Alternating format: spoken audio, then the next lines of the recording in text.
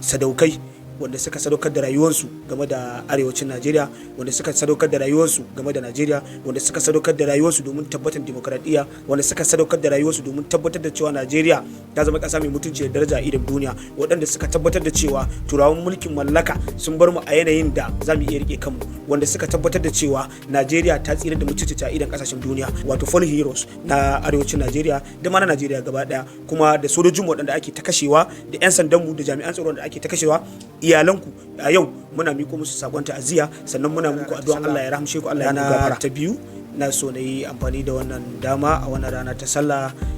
na gaishe da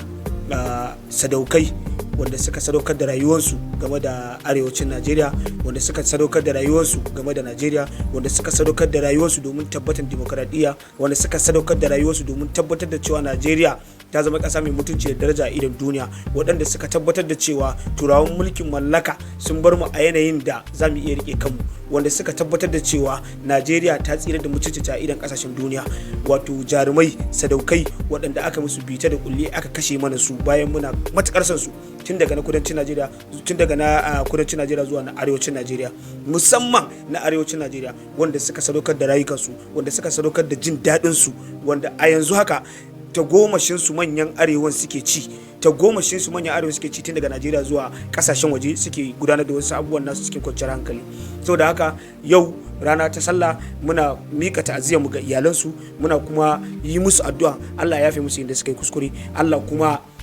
ya karfafi bayansu, iyalansu su ma Allah ya bangiji ya kara musu lafiya, Allah kuma ya gadar ma da 'ya'yansu adalcin da suka yi. Wannan shine